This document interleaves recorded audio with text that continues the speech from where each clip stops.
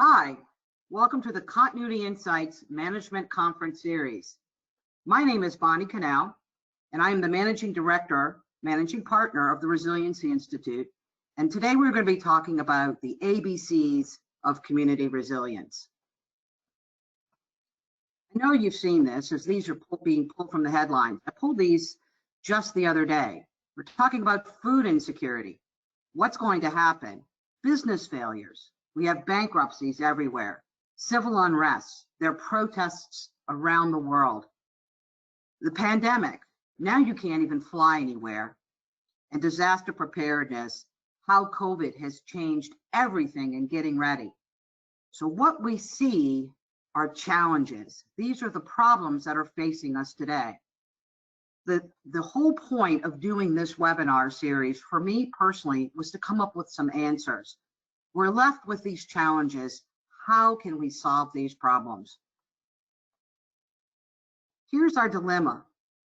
People and communities have deficiencies and needs, and individuals have assets and capacities. You're looking at this and you're saying, is this glass half full or half empty? We've all had that question, and we all know the answer is that it's both, isn't it? It's always half full and it's always half empty. So how do we look at this and move forward? All of us are used to doing needs analysis. When you look at your organization, you say, we're going to do a needs analysis. What does that mean? We're going through and we're looking for challenges. We're looking for problems. We're looking for opportunities. Well, if you look at your neighborhood and do a needs analysis for your neighborhood, you will see things like this. You'll see there's child abuse four doors down, or there may be welfare recipients, or there are dropouts, or there's lead poisoning somewhere, or gangs, or graffiti, illiteracy. We're looking for problems. And that's what we see when we do a needs analysis on our neighborhood. But let's change that.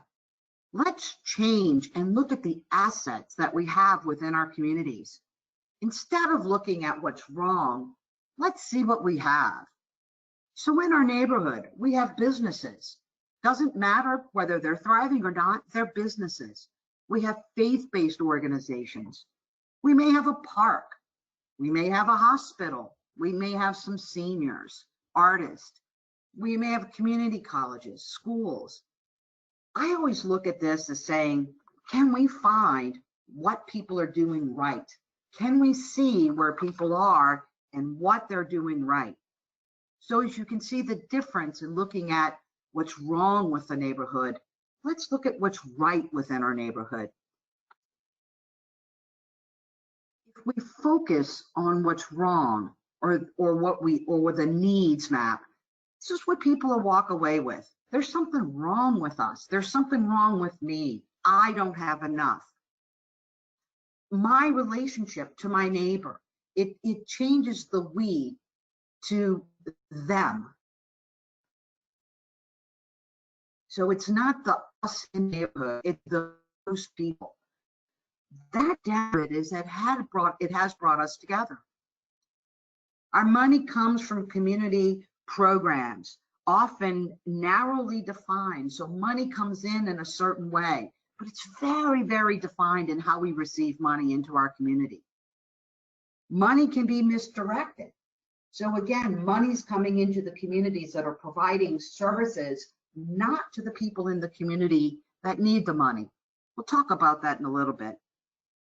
And again, we reward failure and foster dependencies on systems. So as we talk about is that we're not encouraging people to be successful. We're doing everything we can to keep people in that victim mentality. We have to encourage people to become independent of our systems. Our communities have a poor self-image. I often ask is, what do you see? If a community could look in the mirror for itself, what would it see? I live in New Orleans, Louisiana, and I have said this for years.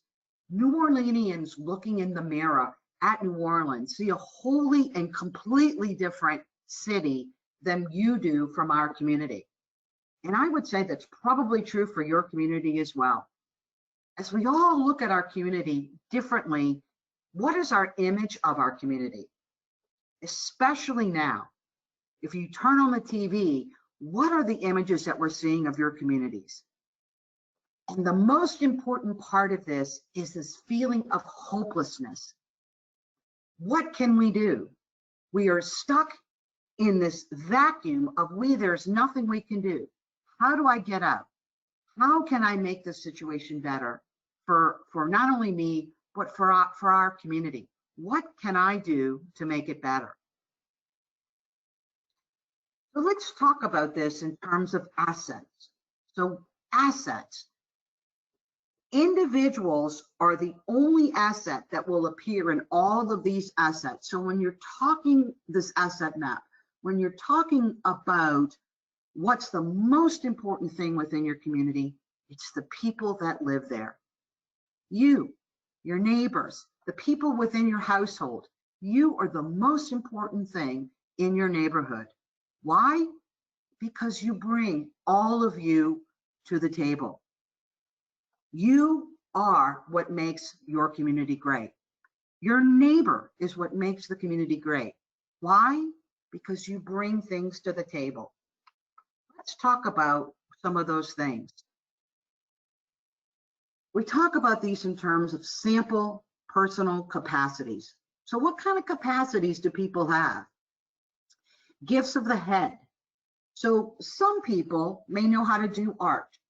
Some people may know how to sew. Some people know a lot about history or movies or birds. That's something that can be shared. That's something that can be taught to someone else. That's a skill that people have that can be shared across the neighborhood. What about gifts of the hands? Carpentry, sports, gardening, cooking. Can you do any of those? Can any of your neighbors do any of those? Can that be shared within your community? So what we're talking about is an ability to find what you do within yourself and share it. And obviously, gifts of the heart is what do you care deeply about? Civic life, children, seniors, poverty, the environment. It could be trash. It could be any of those things. That's when you're starting to look at the individual and you look at their talents and you look at people's skill sets. It's not just what I do for a living.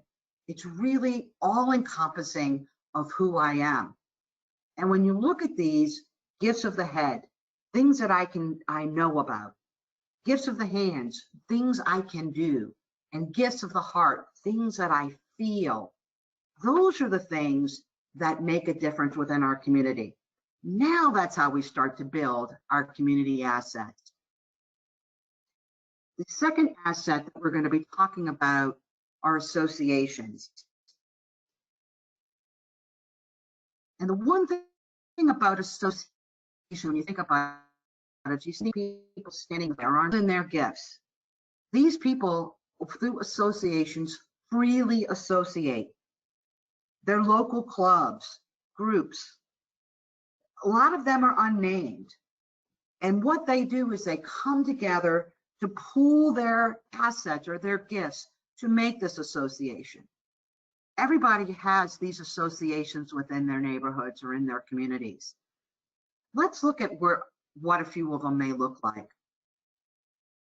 So go into this. What is a local voluntary association? First of all, they're volunteer.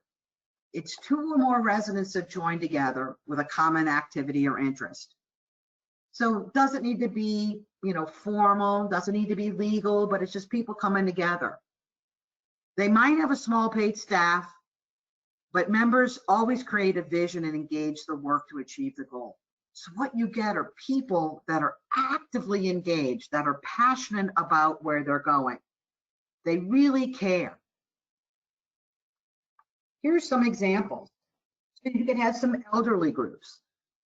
You could have social groups. You could have religious groups. You could have mentoring groups. You could have women's groups, men's groups, hobbies and collectors, heritage. If you look through this list, I'm sure you'll see different type of groups or associations or clubs within your community. These are people that are coming together. Again, they don't have to be in this group. They're not paid to get in this group. If you have a book club, do you have to go to the book club? Is it required that you go to the book club? We're not talking about the peer pressure of the book going to the book club or the missing of the conversations that you missed at the book club. But we're just talking about, is it something that you have to do? Typically, these are things that people want to do. And these are the greatest gifts from a community, are these typical neighborhood associations.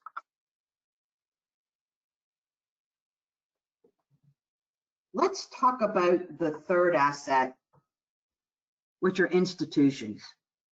The main difference between this asset of institutions and the associations is you notice how these are clustered. What we see in this is that they're very hierarchical. I practice that word. But they're very hierarchical in form and function. There is someone at the top, someone who has control. They share that control, and then that control is moved out across the institution. Why are these important? Well, for form and function's sake, they work, right? Our associations or our work, what would it be if you just had a cluster of people that came together and went to work? You know, well, there's some people that may be in charge, or some people that won't be in charge, or we don't know, or we don't have to come to work today because it's a day that ends in Y. What we really see is that this form and function structure of an institution works in a certain area. And we have to have institutions. But what are institutions? So institutions can be profit organizations, such as our organization that we work for, our companies. They could be nonprofit organizations, and they can be the government. One of the biggest differences, of course, is that their members or people that are in these institutions are paid to do the work.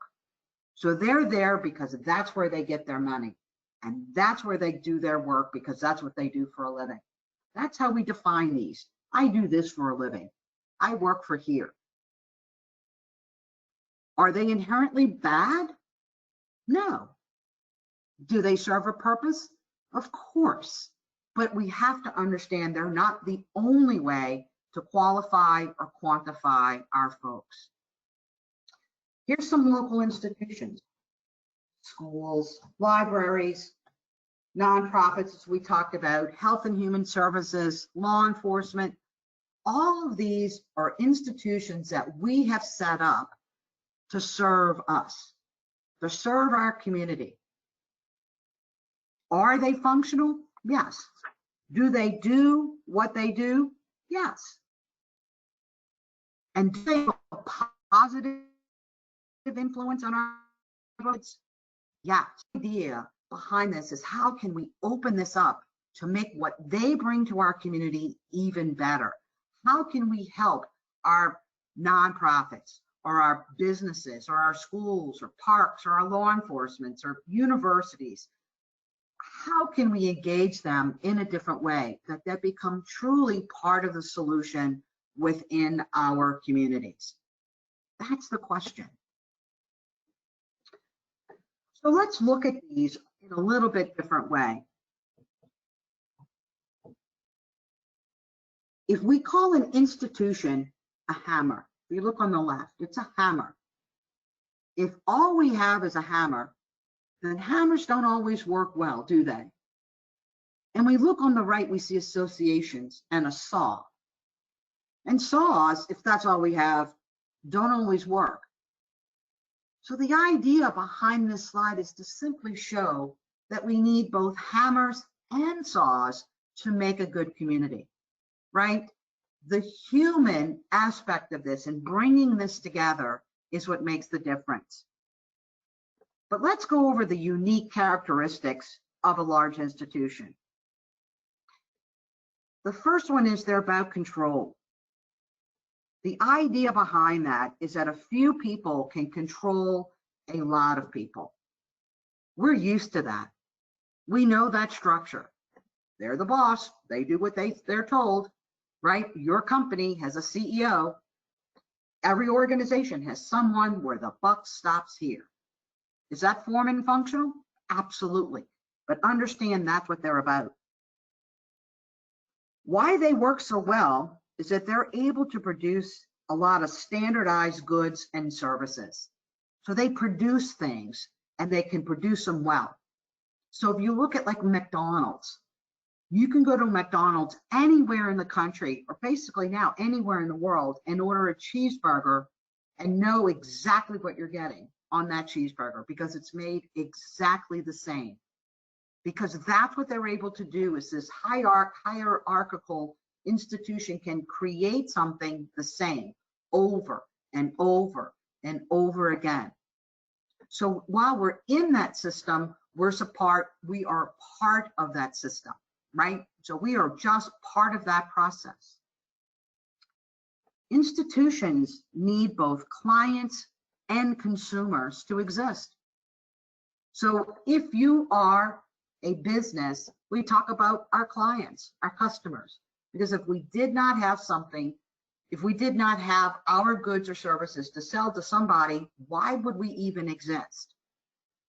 The same thing goes for universities. The same thing goes to hospitals. As we've seen through this COVID pandemic, what's been interesting has been the hospitals that because they've had so many COVID patients, they're seeing a downturn simply because they don't have enough patients on the other side of the COVID. People aren't getting their other types of services needed. They're not getting the operations they need. Ironic, isn't that? But so everybody needs somebody to sell something to. Same thing with a nonprofit. Nonprofits cannot exist if they don't have someone to exist for. So a homeless organization would not exist if there were no homeless people.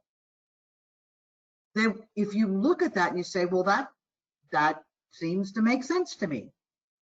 So their basic material are needs and deficits. So institutions are looking for needs and trying to fill that need, which is fine for part of the equation. Now let's look at neighborhood associations that's in contrast to that. Again, we talked about this. Members participate by choice. They're there because they want to be, not because they have to be. Remember, in that circle, they're just kind of standing around bringing their gifts. They're there to offer.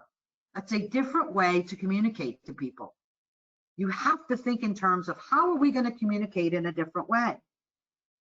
The members in this association are held by trust. They trust each other. They trust that that person standing next to them is going to be there tomorrow. Institutions hold their folks together partly and fundamentally different. Associations are groups that care about each other or about the same thing. See, now we're dropping into the heart. They care.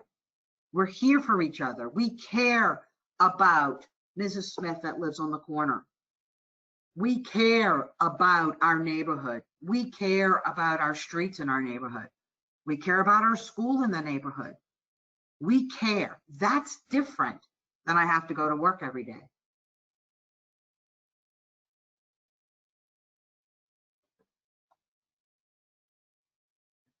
Can we exist simply as an institutional organization or an association organization? Can society exist either in one or the other? The answer, of course, is no. But the idea behind this is how can we bring both to the table to have a different conversation? We have built institutions that we are railing against that say they don't serve us. Well, they don't serve us. That's not their form or function. Their function is simply different. And we have to look at our institutions in a different way.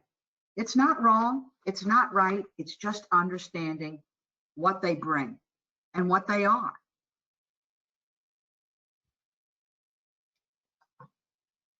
Let's look at the fourth asset, which is physical space. And physical space could be it's literally like buildings, land. If you look at your school in your community, it's sitting on something, right? Look at the land around that school or the school itself.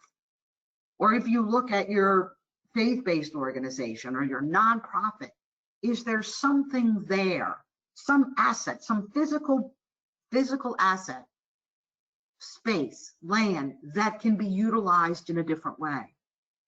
We see a lot of this with community gardens. In my neighborhood, we have empty lots that are being used for community gardens. So what can we do with that community garden? Well, we can use that produce to feed people within our community if we want to. We can give the food away. If we wanted to, if there's an association is attached to that, we could sell it and use that money for something else to build part of our community. We could take our school kids and let them be responsible for the community garden, teaching them where their food comes from, allowing them the opportunity to get their hands in the dirt and understand the environment in a different way. We could bring our seniors there and have them work with the children in our neighborhood and letting them share their experiences in this community garden, letting them share how they do things. That's a little bit different. That's just a very small example of how physical space within our community can be utilized across all sectors. So we could bring in our government, because it could be something that we could bring our government in to do some type of event there. All of this, your for-profit, is there something that a Home Depot, a Lowe's, any of those, a Walmart, anything like your corner grocery store or anything, how can we get our folks involved? This is what all of this is you're looking at this and saying, as we build or start to pull away what's in our community, how can we make our community stronger, looking at all of the assets within our community. So looking at this, you have both physical, as we've talked about extensively, social, capital, and economy. So we've talked about this as recognize your physical aspect, your assets, and the economic ones. So in looking at this, if you're looking at your businesses, those are economic capitals that were economic engines within your community. Do you have or do you need more of those within your community? Do you have a corner grocery store? Do you need a corner grocery store? Do you have someone, do you have a barber, someone that does your hair? What about someone that does cut hair? What about someone in the neighborhood? I mean, you look at all of these things and start to look at your assets that are within your neighborhood. Look at this with different eyes. Again, we're so trained in our lives to look at things in a straight way. This is just how it is. This is just the way it's done. What we have to do is to kind of take a step back and say, let's look at this differently. So start looking in your own self and say, what do I bring to the table? What are the skill sets that I bring? How can we start to utilize all of the skill sets within our community? Let's look at this completely different. Someone who has spent a lifetime in the computer business or in the IT sector, we all know garbage in, garbage out, right? Or you say things like, I always do, you're not asking me the right question. So part of this is, let's start asking the questions differently. Let's look at this differently. How can we build this within our community? How can we build partnerships? How can we build our community network that's stronger? And how do we keep this going? What we have now at this time are people asking questions. People are questioning everything. They're looking at this and saying, I don't think this is working for me anymore. Perfect. Let's start reaching across the aisle, across the yard, across the fence, and start building partnerships. Start building relationships with those that are others. Let's bring us together and continually grow and say, this is how we can build a better community. This is what we can do to make things better.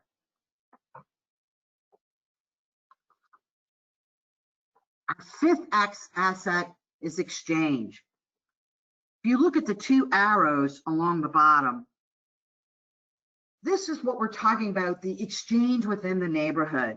So you talk about this as what we are saying is the hyper-focused local economy.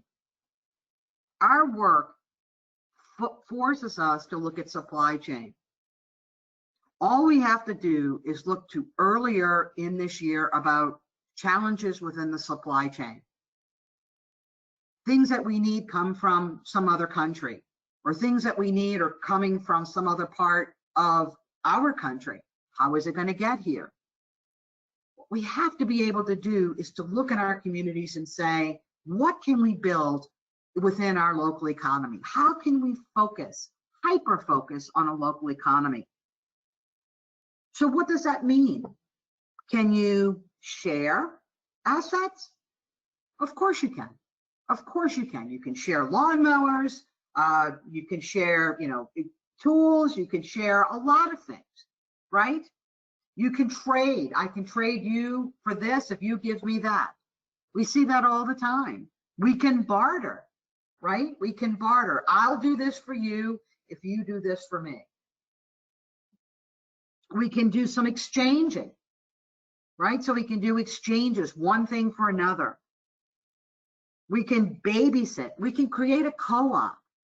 So the idea behind this is let's look beyond what we have and say, what can we do in our community that keeps our community alive? Can you utilize the social media tools that are out there?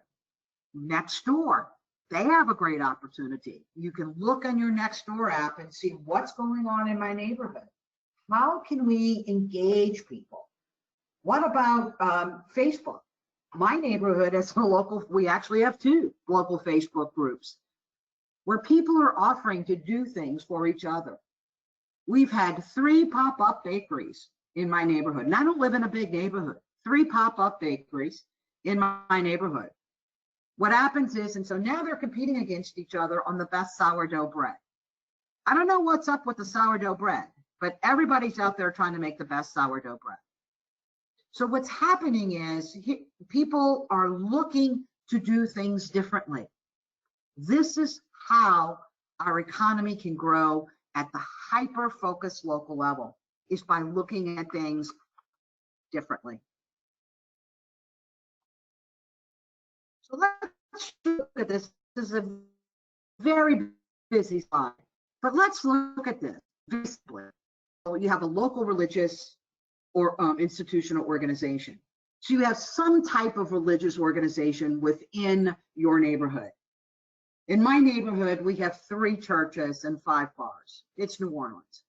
But if we go in my neighborhood, there's a very large Catholic church in the center of my neighborhood. They also have a very large open plot of green space as well as a parking lot. So you look at this and say, what can we do with that church? Not only with that church, but with that land. Well, we could have, if you look in this particular case, we have artists.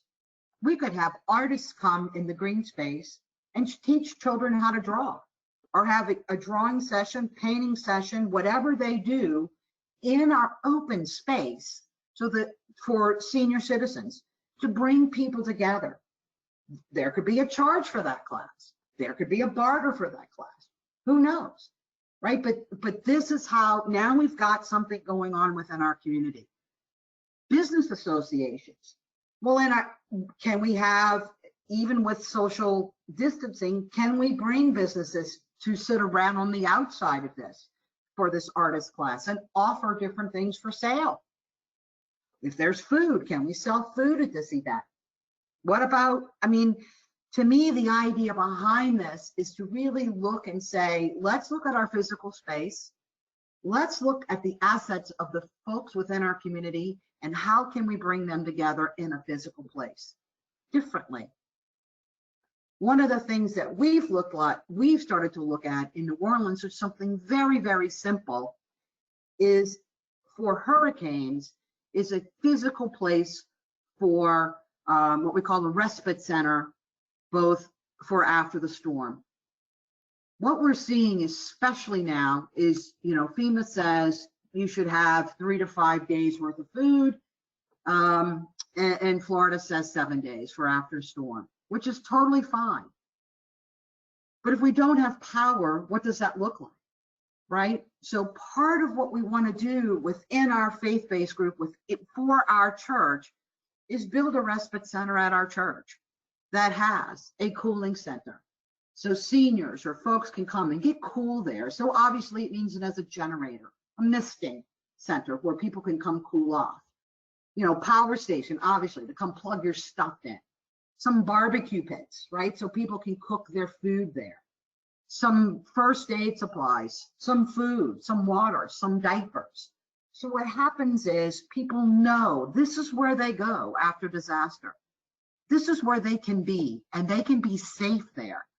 The city can push information out because they have trusted sources in our community that they know we can get this information to them. So part of this is, how can we look at this, what we do, and just do it a little bit differently? How can we engage our citizens and our institutions, associations, and physical places in a little bit different way?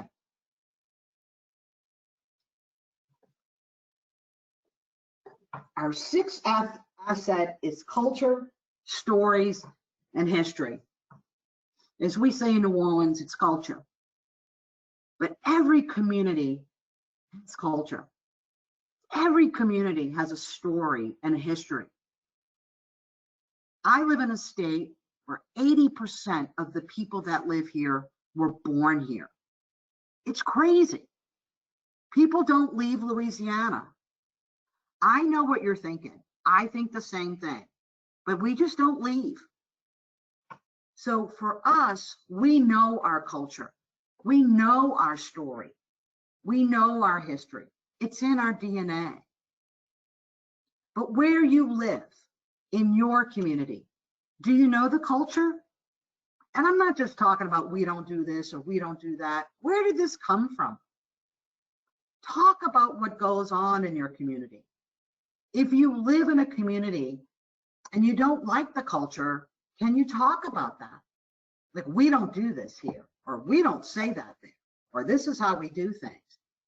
Part of that is just understanding the mores of what we have within our community and being able to have a conversation about that. The stories that we say about ourselves come from. My community was built in 1719. It's the second suburb of the city of New Orleans. The history of where I live, called Algiers Point, which is directly across the river from the French Quarter, is very interesting and very dark in many ways. We held the slaves before they were shipped across the river to be sold in the French Quarter. That's the history of where I live. It's important to know this. Why? Because it keeps it real for us. We understand the blood that's on our hands in our city. And that's important, especially today, in understanding the role that we've all played, our history has played. And part of this is to learn from that and grow from that and take this further than we should, or than we ever thought we could. And really starting to define this and really starting to have these conversations that we don't want to have. When we had Katrina, And everybody saw this. We talk about this a lot. A little wind, a little rain, a little water. It flooded our city. Over 80% of our city was underwater. The thing that we were most concerned about, buildings can be rebuilt, stuff can be replaced, was the folks that left that may never come back. It was who we were, how we defined ourselves, the people that kept us moving, the people that were the keeper of the flames of New Orleans. And after that, we saw this massive influx of 18 to 25-year-olds, no, 25 to 35-year-olds that came in after the storm to decided they wanted to live here. The concern was they're going to come in and start telling us we need to be like Dallas or Houston or Atlanta. Nothing wrong with those cities, but that's not us. What they did is they came in and they embraced our culture. And they said, we want to live in this city because of who this city is. Culture is the fiber and the DNA of every community. And part of what we have to do is get back to our culture, our stories, our history, and really have these conversations about how do we take this and move this forward. You can use stories, videos, photos, all of this. It may not be good history, it may not be the best history, or it could be the best of all, but you can't deny it. You have to own it and move forward.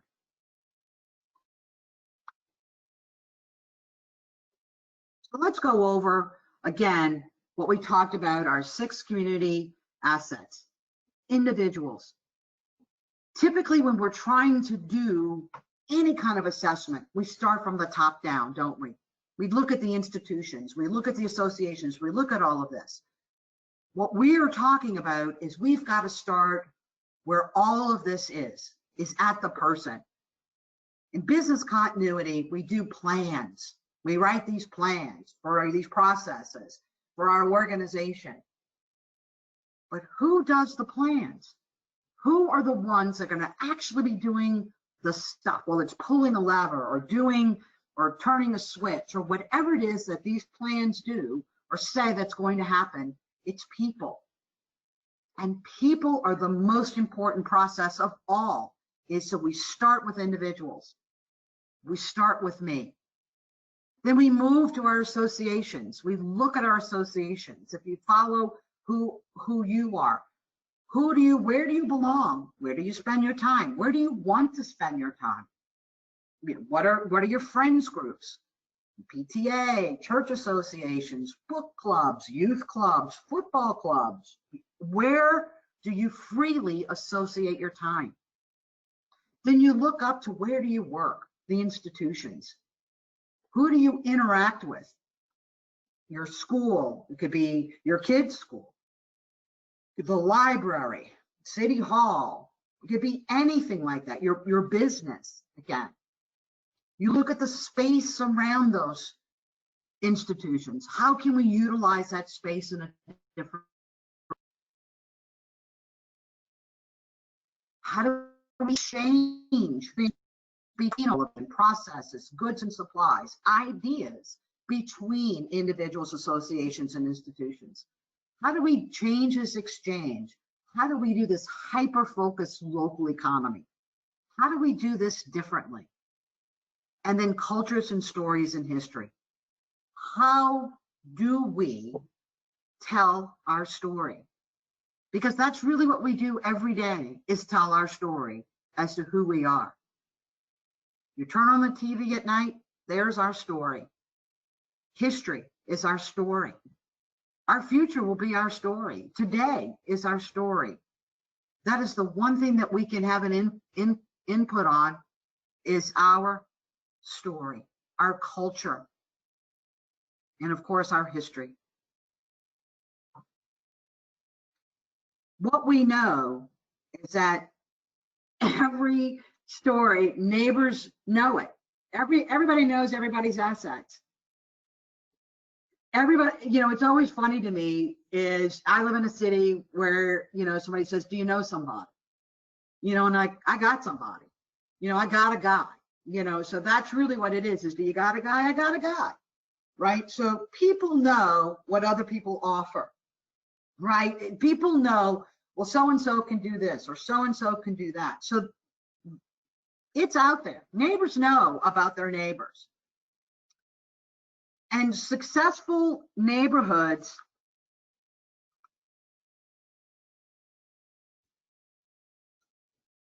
are connected. What successful neighborhoods really begin to understand is how they can start connecting the dots. How can we bring Tom, who's a carpenter, to Mary, who needs some work done in her backyard on her fence? Tom can fix that for her, no problem. How do we connect those two together?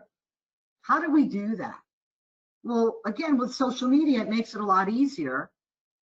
But we've got to really, is there a process for that? Is there a way to have these conversations? And the one thing that we have to understand is that to connect these assets, there has to be some type of connector, right? There is no through the ethos kind of things. So it could be an individual, it could be an association, it could be an institution, it could be social media, but there has to be a connector. And so what I always look at in terms of what we're looking at is a physical connector. Some people, and you know those people, they know everybody. You've got those people in your neighborhood around. They know everybody and they know what everybody's doing. And I'm not talking about, you know, they know everybody and they're not happy with everybody. I'm talking about the people that really do know. I have a friend in the neighborhood. If I need to know something, there's two. I know exactly who to call, because if I don't know, I know one of those two will know the answer. And they know exactly who to call.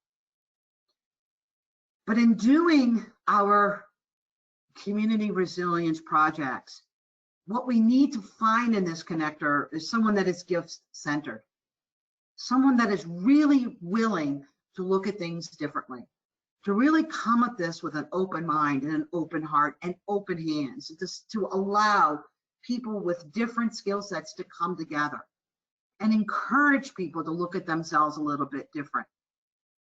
Obviously, they need to be well connected. They need to be trusted within the community. When I used to teach salespeople how to sell. And people, I often would say, in order to do a sale, you have three parts of the sale. They have to know, like, or trust you, right? So you talk about which is the most important, know, like, or trust. And the answer is always trust, right? You don't, again, you know them, but that's okay. So, but that doesn't necessarily mean that you want to buy from them. You may like them or you may not like them. It doesn't matter. But if they trust you, then they will buy from you. And so that's really what this is. If someone is trusted within your community, then you're going to have more people that are come to them and work with them as you move forward. Obviously, believes community is welcoming. You need that's going to be a great proponent for your community. Someone who stands out there and believes in the potentiality of your community and sees where this can be and see where this can go and see where we can build on something. And if your community isn't welcoming, then works on that as well, right? But there are certain aspects of your community that will always be welcoming.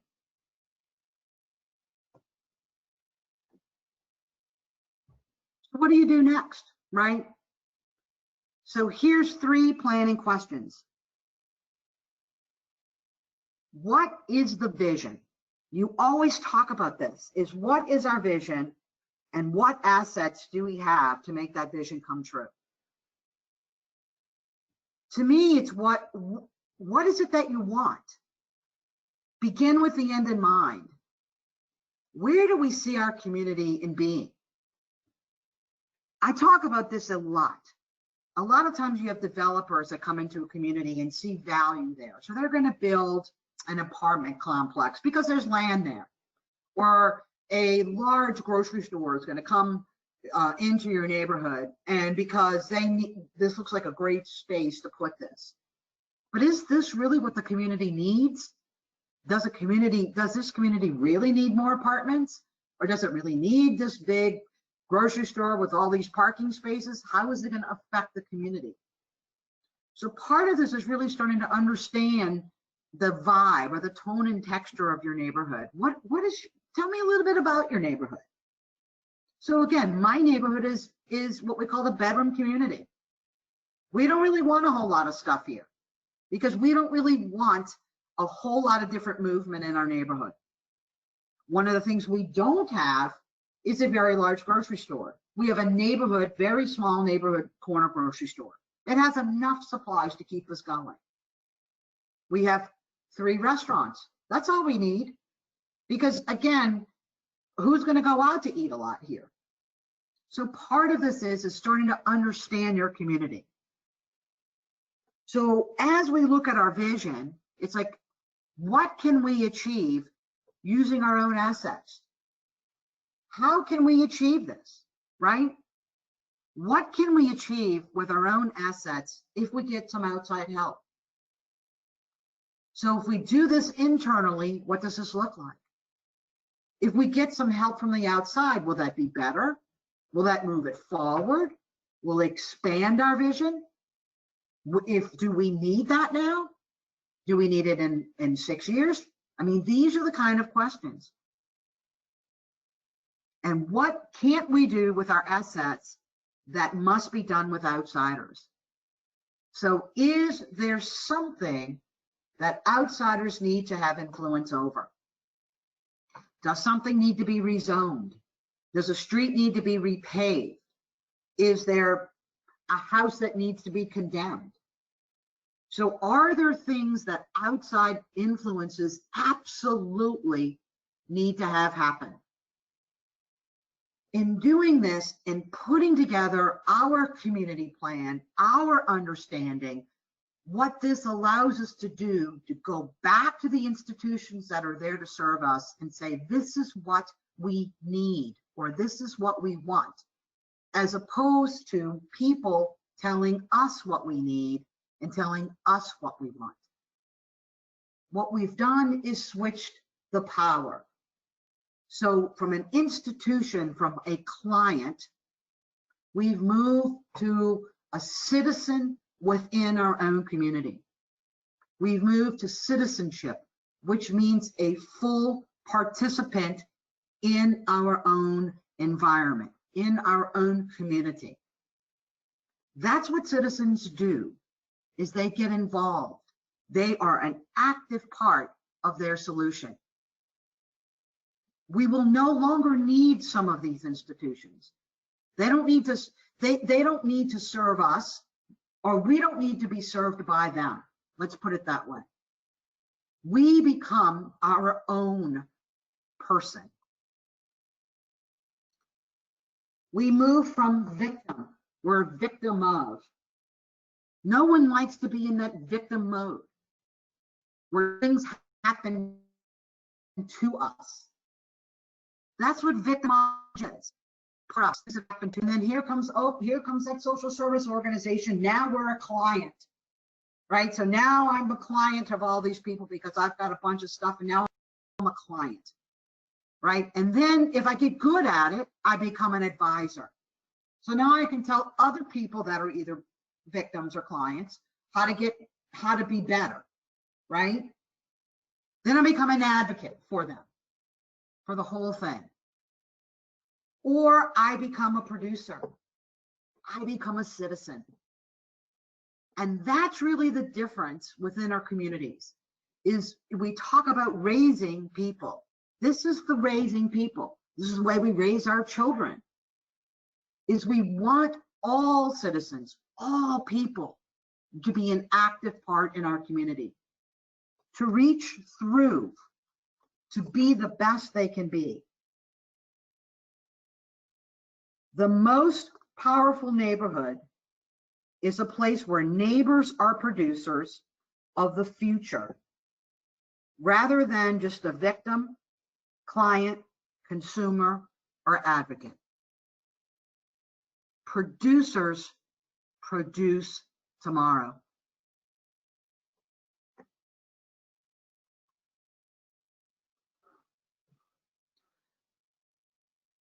This is a great, great, great idea. Reach out to your folks. Be part of your folks. Learn from them. Love them. Listen to them. Listen. What do they know?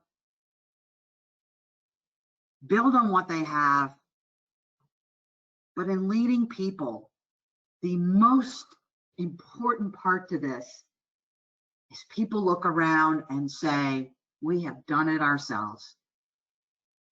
Allow people their power, to own their power. That's what makes a strong community, is people standing arm in arm. You know, you're only as good or only as strong as your weakest link. We want to build those weakest links. This is how we can build within our communities. We can use this in building within our social structures at work, our social structures within our family. It's the same premise behind this. But the idea is, how can we build? What do we do? How can we take this to the next level?